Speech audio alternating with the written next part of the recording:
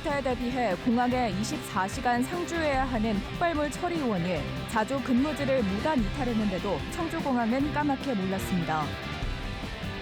무허가 원액으로 만든 보톡스 제품을 불법 유통시킨 회사 공장장이 실형을 선고받고 법정 구속됐지만 회사 대표에게는 무죄가 선고됐습니다. 정부가 의료개혁 추진 방안 일환으로 지역 필수 의사제 참여 지역 모집에 들어갔지만 벌써부터 실효성 논란이 일고 있습니다. 인공지능을 활용한 전화돌봄 서비스가 청주에서 시작됐습니다. 노인들의 건강 점검은 물론 치매 위험 감지 역할까지 합니다. 네, 시청자 여러분 안녕하십니까? 계속해서 MBC 뉴스투데이 충북입니다. 공항은 항상 비상사태에 대비해 폭발물을 판단하는 전문 요원이 상시 근무를 하고 있습니다. 청주국제공항도 물론 마찬가지지요. 그런데 청주공항의 요원들은 자주 자리를 비운 것으로 드러났습니다. 그리고 공항 측은 내부에서 문제 제기가 나올 때까지 1년 넘게 이를 모르고 있었습니다. 이초원 기자의 보도입니다. 무장한 군경이 청주국제공항을 수색합니다. 폭발물 의심 신고 때마다 벌어지는 풍경인데 가장 먼저 대응하는 건 24시간 공항에 상주하는 폭발물 처리 요원, EOD 요원입니다. 군경 출동에 앞서 수상한 수화물이 폭발물인지 대피가 필요한지 여부를 판단하는 역할입니다. 2018년에는 신속한 대응으로 이용객 대피 등 공항 마비를 10분 만에 정상화시키기도 했습니다. 그런데 청주국제공항 폭발물 제거 요원 2명이 지난 2023년도부터 2년 가까이 무단 지각과 외출, 퇴근을 일삼은 사실이 적발됐습니다.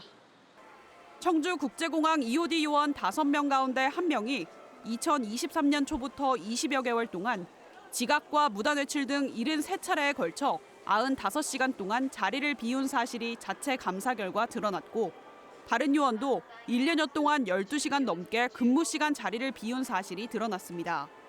군경찰이 공항에 상주하지 않기 때문에 EOD 요원은 항상 출동 가능한 상태를 유지해야 한다는 행정규칙 위반입니다. 폭발물과 관련되어 있는 분야를 전혀 판단할 수 없는 그런 상황들이 생기기 때문에 공항 전체 운영이 차질이 빚을 겁니다. 특히 청주공항은 공군 17 전투비행단과 함께 사용하고 있어 보안 안전에도 심각한 위험을 초래할 수 있습니다.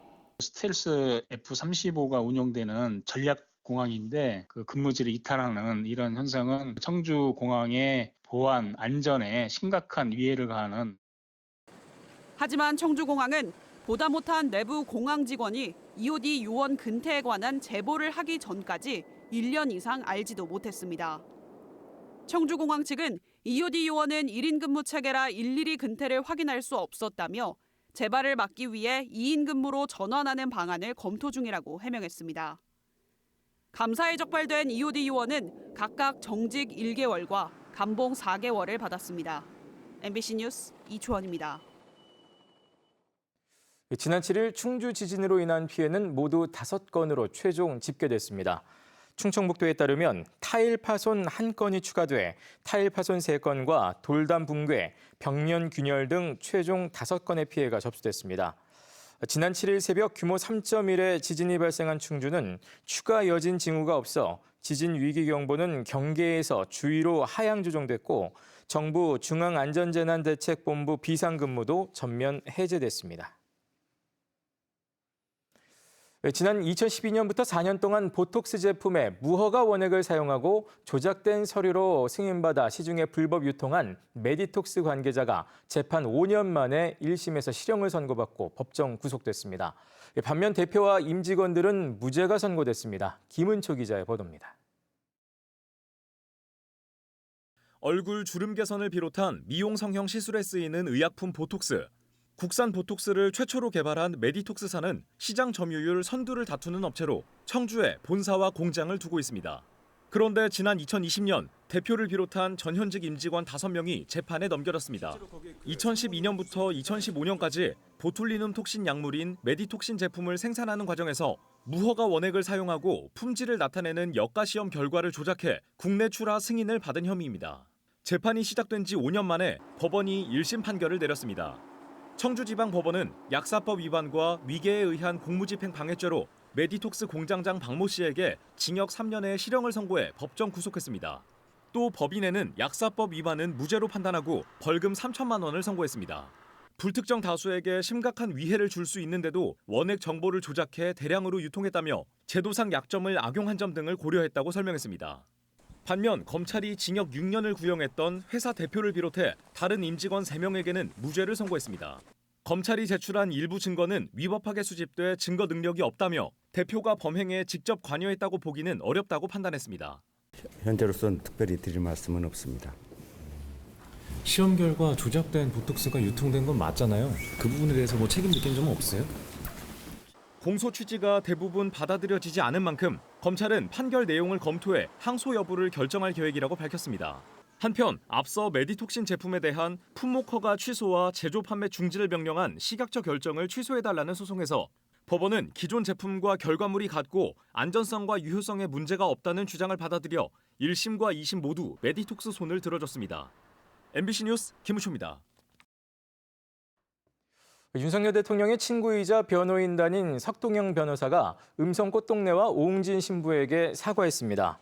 석동현 변호사는 지난 7일 오웅진 신부에게서 구속 중인 윤석열 대통령에게 기도 문안과 서명한 성경을 전해달라는 부탁을 받았다며 오 신부가 윤석열 대통령 석방과 헌법재판소의 탄핵 기각 등을 기도했다고 SNS와 기자들 단톡방에 글을 올렸습니다.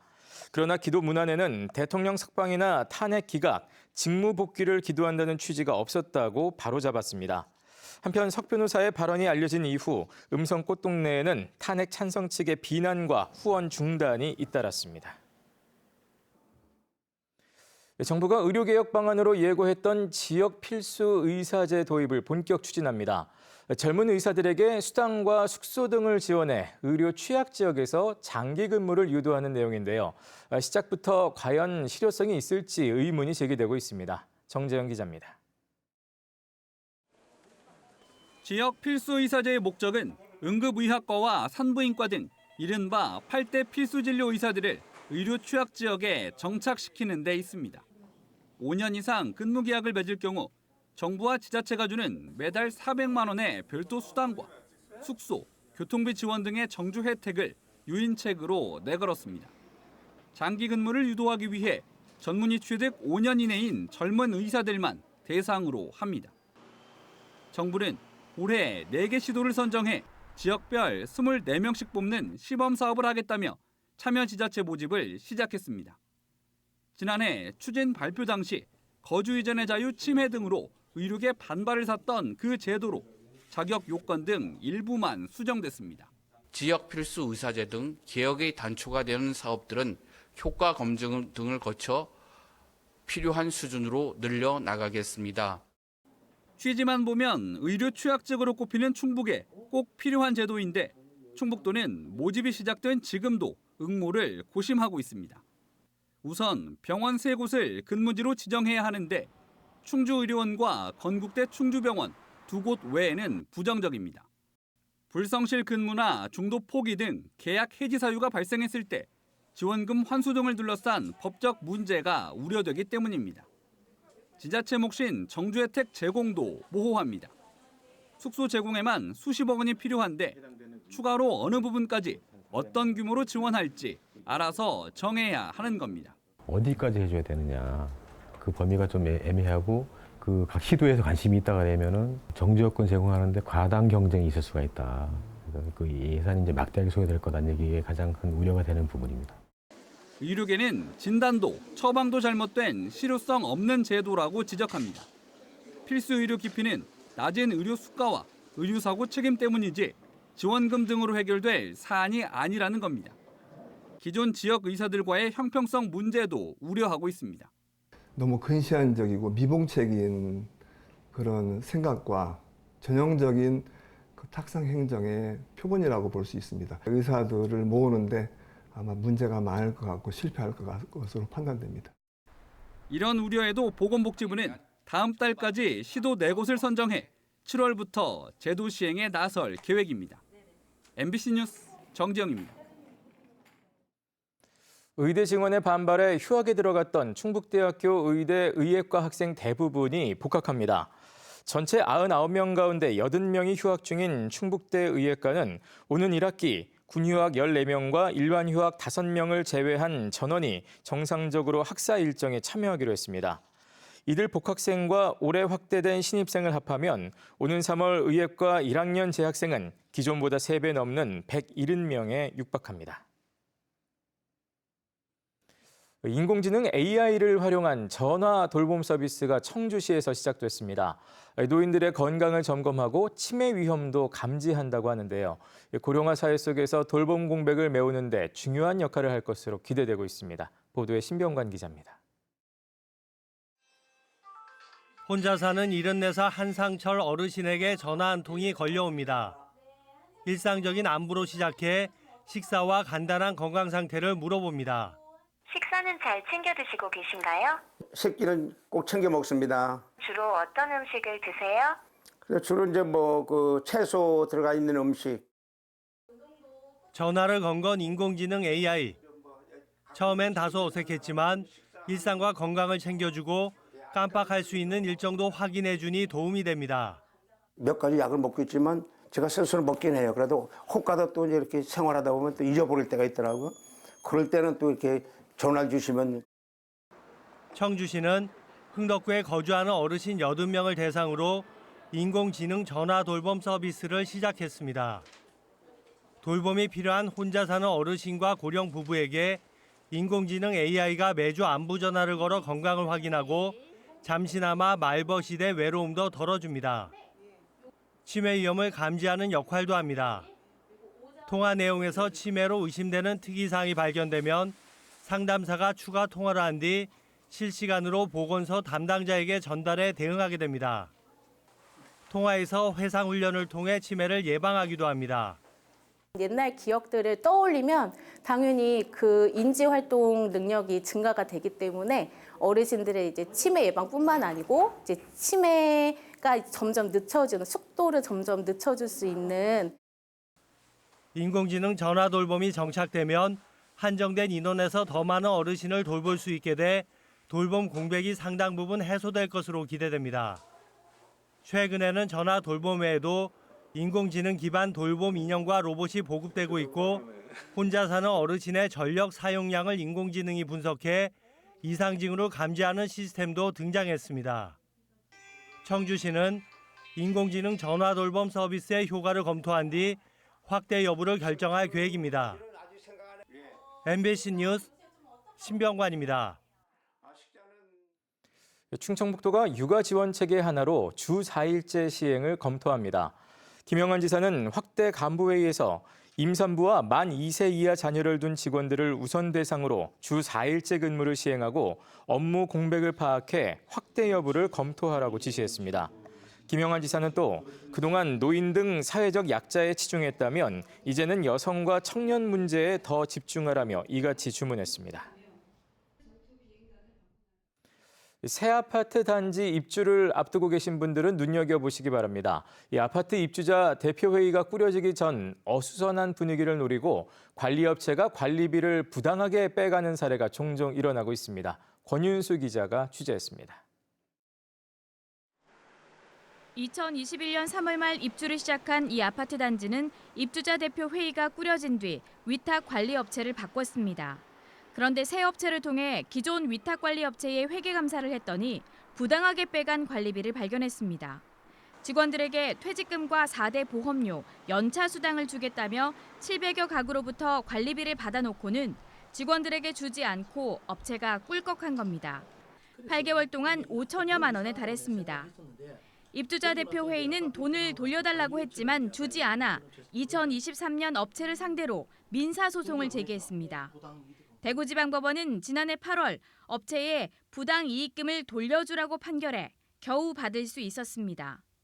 입주자들은 횡령과 사기에 해당한다며 형사소송도 진행했지만 경찰은 무혐의로 사건을 종결했습니다. 알고 뽑아간 돈들인데 어떻게 범죄가 되지 않을까라고 해서 저희들이 소송을 진행을 했는데 아쉽게도 이제 그 담당 부서에서 혐의가 없다고 나왔기 때문에 거기에 대해서 상당히 아쉬운 면이 있습니다. 경산의 한 아파트 단지에서도 비슷한 사례로 소송을 준비하는 등 이런 일은 공동주택에서 비일비재하게 일어나고 있습니다. 특히 새 입주 단지에서 발생하기 쉽습니다. 새로운 단지에서는 이렇게 하기가 굉장히 쉬워요.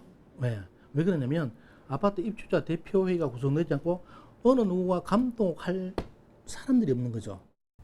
입주 초기 관리 업체는 시행사나 재건축 조합 등이 선정하는 경우가 많아 책임 소지가 명확하지 않습니다. 그래서 아파트를 짓는 시공사가 관리 업체를 선정해 책임 관리할 수 있게 법률을 개정해야 한다는 목소리도 나옵니다. 시공사에게 책임관리토로 맡겨물어가지고 하자도 예방하고 신속 대응하면서 관리 업무 부조리도 예방하고 또 전문 인력을 파견 근무케 해서 고용도 창출하는. 재발을 막기 위해서는 형사처벌 규정을 강화하는 한편 공동주택 관리 책임이 있는 행정기관의 감독도 강화해야 한다는 지적이 나오고 있습니다. MBC 뉴스 권윤수입니다.